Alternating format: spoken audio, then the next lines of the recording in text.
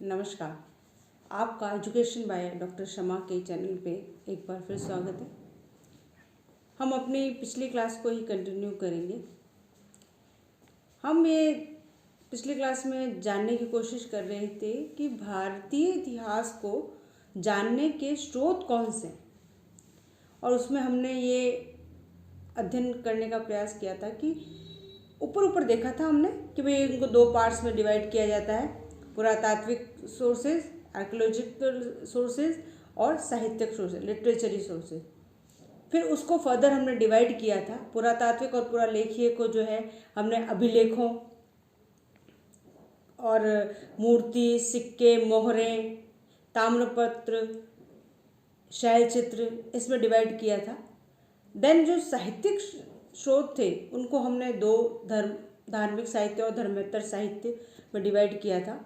धार्मिक साहित्य में हमने वैदिक साहित्य, जैन साहित्य और बौद्ध साहित्य को जो है वो उल्लेखित करने का प्रयास किया था, और धर्मेतर साहित्य में बाकी जो है विदेशी विवरण है या जो है ऐतिहासिक स्रोत हैं उनका उल्लेख करना। अब हम अपनी इस क्लास में जो है सबसे पहले पुरातात्विक स्रोतों और पुरालेखीय स्रोतों के विषय में जानेंगे। ये इतिहास के ऐसे जो है मानव के हस्ताक्षर है जिसमें परिवर्तन नहीं किया जा सकता। भारतीय इतिहास को जानने में इनका महत्वपूर्ण योगदान है, क्योंकि ये वो कड़ी है जो उन लेकुनास को भरती है जो कहीं ना कहीं छूट गए। आदि ऐतिहासिक काल, जिसमें पाषाण काल को और हड़प्पा सभ्यता को हम शामिल करते हैं, वो इसलिए कि भाई उसमें लिपि तो मिली है लेकिन हम उसको अभी तक पढ़ नहीं पाए हैं। एक बात अच्छी तरह से जान लें कि यहाँ हम जो है वो कोई इतना डीपली पढ़ने की कोशिश नहीं कर रहे। हम यहाँ पर एक फाउंडेशन कोर्स की तरह इसको ले रहे हैं कि हमें पहले पता तो चले कि इतिहास है क्या। आपने बहुत सी क्लासेस देखी होंगी जिसमें जो है आपने बड़ी बड़ी किताबों से ज्ञान, हमारा लक्ष्य तो इतना है कि हम जो है वो ऐसे बच्चे जो भी इनिशियली इतिहास को पढ़ना शुरू किया है उनका फाउंडेशन कैसे हो। इसीलिए हमने BA first year, second year, final year, 11th, 12th इनकी जो किताब है उनसे अध्ययन करने का प्रयास किया। तो आज का हमारा टॉपिक है, हम हमारा टॉपिक पे आ जाते हैं। आज हमारा टॉपिक है पुरातात्विक और पुरालेखीय सोर्सेज, और इसमें जो है हम सबसे पहले जो है अभिलेखों के विषय में जानेंगे। अभिलेख जैसे क्या होता है, पहला प्रश्न हमारा ये होता है। तो अभिलेख किसी ठोस वस्तु, हार्ड सरफेस, जैसे आप लकड़ी ले सकते हैं, धातु, पत्थर, इन सब पे जो भी लेख लिखे हैं वो अभिलेख की श्रेणी में आते हैं। अभिलेख का अध्ययन जिस विज्ञान की शाखा में किया जाता है उसे पुरालेख शास्त्र कहा जाता है। भारत में अब तक जितने भी अभिलेख मिले हैं वो या तो शिलाओं पर मिले हैं, या स्तंभों पर मिले हैं, या गुफाओं की जो है दीवारों पर मिले हैं, या प्रतिमाओं पर लिखे मिले हैं, या फिर ताम्रपत्रों या सिक्कों पर लिखे मिले हैं। अब लेख में कुछ भी हो सकता है, सन लिखा हो सकता है, राजा का नाम लिखा हो सकता है, उसकी उपाधि लिखी हुई हो सकती है, या भूमिदान के जो है लेख मिलते हैं वो हो सकते हैं। तो कोई भी जो है रिटर्नेबल कुछ भी लिखा हुआ है हार्ड सरफेस पे तो हम उसको कहेंगे अभिलेख। ऐसी बात नहीं है कि पुराने चीज़ को अभिलेख कहेंगे। आज आप किसी भवन के बाहर चले जाओ, वहाँ पर एक जो बोर्ड लिखा हुआ है कि ये भवन इसने बनाया, तो वो भी अभिलेख है, उसे भी हम अभिलेख कहेंगे।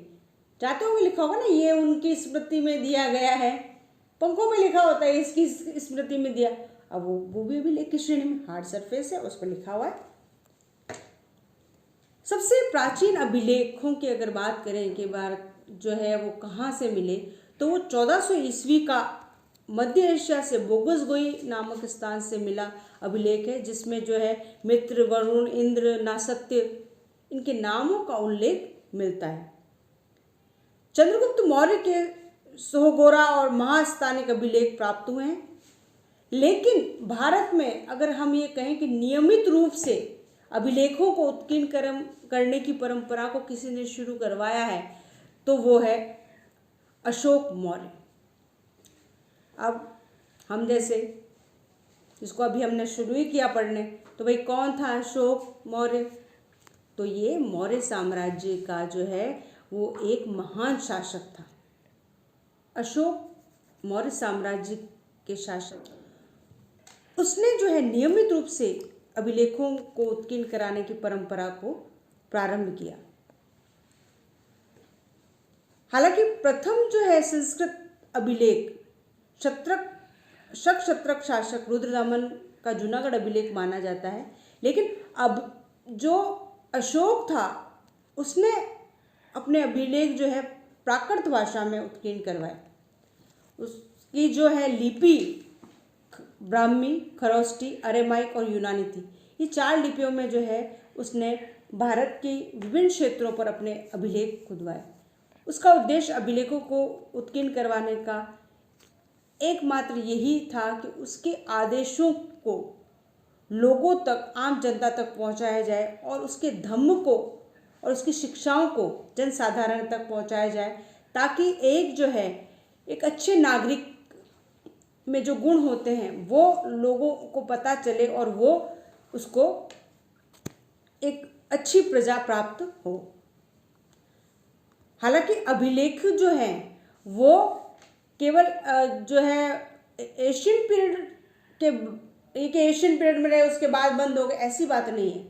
अभिलेखों को उत्कीर्ण करवाने की परंपरा अशोक के बाद भी जो है वो जारी रही और उसके बाद कई शासकों ने जो है अभिलेख उत्कीर्ण, मिडाइवल में भी जो है जो मुस्लिम शासक आए उन्होंने जो भी भवन निर्माण करवाया उस पर जो है अभिलेख अवश्य अंकित करवाया। हालांकि भाषा और लिपि चेंज हो गई, जैसे जो है मिडाइवल में मध्यकालीन भारत के में जो है शासक हुए उन्होंने अरबी, फारसी, उर्दू इन भाषाओं का उपयोग किया और उनमें जो है उर्दू फारसी लिपि का प्रयोग किया। चाहे वो ताजमहल हो, चाहे वो लाल किला हो, चाहे कोई भी ऐसा स्थान हो जहाँ पर ये आवश्यकता महसूस की गई कि भाई इसका जो है वो अभिलेख उत्कीर्ण करवाने चाहिए, उन्होंने वो करवाए। अभिलेखों का जो है इतिहास को जानने में बहुत बड़ा योगदान रहा है। प्राचीन काल में जो है राजा कौन था, उसकी उपाधियाँ क्या थी, वो उसका क्षेत्र कहाँ तक विस्तारित था, उसने जन कल्याण के लिए क्या क्या काम करवाए, उसका किस शासक के साथ क्या संबंध था, कौन सा युद्ध हुआ, उसमें कौन जीता कौन हारा, ये सब चीज़ें जो हैं वो अभिलेखों से हमें ज्ञात होती हैं। अब पुरातात्विक लेखों में जो है दूसरा महत्वपूर्ण आता है कॉइन्स, सिक्के। सिक्के भी जो है पुरातात्विक स्रोत हैं जो हमें इतिहास के बारे में महत्वपूर्ण जानकारी देते हैं। अब सिक्के किस चीज़ से बने हैं, उससे तत्कालीन शासक की आर्थिक स्थिति का पता चलता है। जैसे अगर सोने और चांदी के सिक्के होंगे तो हम कहेंगे भाई शासक जो है उस समय उसकी आर्थिक स्थिति अच्छी रही होगी तो उसने जो है सोने चांदी के सिक्के, अगर आपको तांबे के मिलते हैं तो फिर थोड़ा सा रिड्यूस हुआ होगा। सिक्कों पर जो है वो शासक और उसके जो है वो उपाधियों का उल्लेख रहता है। तो हम उस कड़ी के रूप में अगर वो शासक का नाम आया और कहीं उसका शासक का नाम आया है या लिटरेचर में कहीं नाम आया तो हम उससे जो है वो विश्लेषण कर कर ये पता लगा सकते हैं कि भाई उसका उस शासक से क्या संबंध रहा होगा। सिक्के के अध्ययन को मुद्रा शास्त्र कहा जाता है। भारत के आरंभिक सिक्के जो है आहत सिक्के थे, जिसे पंचमार्गी सिक्के भी कहते हैं, जो लेख रहित थे और 5वीं शताब्दी के लगभग थे। पंचमार्गी का मतलब क्या होता है? मार्क, ठप्पा। वो क्या है कि गर्म धातु पर जो है वो सील जो है इसे लगाते, दबा कर लगाते थे, तो इसीलिए उसको पंचमार्गी सिक्के कहा गया। इस पर मछली, पहाड़, पेड़, हाथी, है ना, जिसको वो पूजनीय मानते थे तो उसके चिन्ह अंकित होते हैं। अधिकांश जो है सिक्के चांदी के प्राप्त होते हैं उस समय के। चंद्रगुप्त मौर्य के शासनकाल में भी सिक्कों को निर्माण करने की जो है वो राजकीय नियंत्रण में जो है हुआ करता था।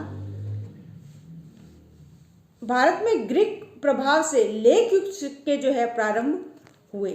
इंडो ग्रीक शासकों ने जो है लेख युक्त सिक्के चलाने का प्रचलन शुरू किया। भारत में चंद्रगुप्त विक्रमादित्य, जिसे चंद्रगुप्त द्वितीय कहा जाता है, सर्वप्रथम चांदी के सिक्के चलाए। समुद्रगुप्त के सिक्कों पर समुद्रगुप्त की वीणा बजाते हुए जो है एक तस्वीर अंकित है। तो आप क्या कहेंगे कि भाई समुद्रगुप्त को शायद वीणा बजाना आता था और निपुण है। साहित्यिक स्रोत ये बताते हैं कि जो है समुद्रगुप्त एक अच्छा जो है वाद्य यंत्र बजाता था और वो वीणा थी। तो अब इस चीज़ को जो है एज ए एविडेंस किससे हम प्रूव करेंगे, तो वो होंगे सिक्के। गुप्त काल में जो सिक्के प्राप्त हुए उसे दिनार, जो सोने के सिक्के थे उसे दिनार कहा जाता है, और चांदी के सिक्के जो थे उसे रूपक कहा जाता था। अब हम ये देखें कि भाई सिक्के जो होते हैं वो इतिहास के, क्योंकि हमें वो कॉइन कैसे बनते थे क्या था उसका नहीं, what is the importance of coins, उसकी जो है महत्ता क्या है। तो सबसे पहले तिथि क्रम का पता चलता है, टाइम पीरियड, धार्मिक विश्वासों के बारे में पता चलता है, सूर्य चंद्रमा इनके हैं तो वो पता चलता है कि भाई ये इनके लिए पूजनीय थे। कला पर प्रभाव पड़ता है भाई, जैसे वो ढले हैं। अगर रफ टाइप तो जो है मुद्रा ढालने की प्रणाली इतनी उत्तम नहीं, टेक्निक इतनी उत्तम नहीं रही होगी। लेकिन अगर शार्प जो है सिक्के बिल्कुल ढले हुए हैं तो ऐसे कहेंगे कि नहीं, उस समय जो है मुद्रा जो है वो बनाने की तकनीक थी वो काफ़ी डेवलप्ड थी। कला और आर्थिक स्थिति की जानकारी में भी सिक्कों का बड़ा महत्व है, क्योंकि ऐसी बहुत से जो है कॉइन्स ऐसे हैं जो भारत से बाहर मिले हैं। तो हम इससे क्या अनुमान, इतिहासकार क्या अनुमान लगाएंगे, इंटरनेशनल व्यापार होता होगा, विदेशी व्यापार होता होगा, तभी तो सिक्के गए ना। उसके अलावा साम्राज्य की सीमाओं का ज्ञान प्राप्त होता है। सिक्के जहाँ जहाँ प्रचलित थे, जहाँ जहाँ खुदाई में मिले हैं, तो अनुमान लगा सकते हैं हम कि भाई उनकी सीमाएं वहाँ तक विस्तारित रही होगी। और भी नए तथ्य हमें प्राप्त होते हैं। समुद्रगुप्त को वीणा बजाते हुए, चंद्रगुप्त की व्याघ्र पराक्रमी उपाधि, और इसके अलावा शासकों की रुचियों के बारे में हमें जानकारी प्राप्त होती है। तो हमारे पास जो पुरातात्विक स्रोतों में हम आज दो पढ़े हैं, अभिलेख और सिक्के। अभिलेख और सिक्के हमने देख लिया कि भाई बहुत इम्पोर्टेंट जो है वो रोल जो है अदा करते हैं पुरानी जो है प्राचीन इतिहास को जानने की। अब अगली जो क्लास होगी उसमें हम स्मारकों, मूर्तियों, शैल चित्रों और अन्य जो भी खुदाई में प्राप्त हुए हैं, उत्खनन से हमें मिले हैं, उन सब के बारे में जानेंगे। और जानना सिर्फ इतना है हमें कि इतिहास लेखन में उनका क्या महत्व है, क्योंकि आगे आगे जैसे जैसे हम बढ़ेंगे वैसे वैसे डीपली अध्ययन करेंगे। हम ये कह रहे हैं कि ये हमारा फाउंडेशन है, हम उसको फाउंडेशन के हिसाब से ही पढ़ेंगे। तो आशा है आज की क्लास आपको अच्छी लगी होगी। अच्छी लगे तो लाइक कीजिएगा, इसको सब्सक्राइब कीजिएगा और आगे शेयर भी कीजिएगा, ताकि छात्रों को जो है वो इस क्लास के बारे में पता चले और ज़्यादा से ज़्यादा लोग जुड़े तो हमें भी अच्छा लगेगा और आपकी क्लास भी बहुत स्मूथली चलेगी। हम क्लास वाइज क्लास ही चलेंगे। तो आज की क्लास में शामिल होने के लिए शुक्रिया, धन्यवाद।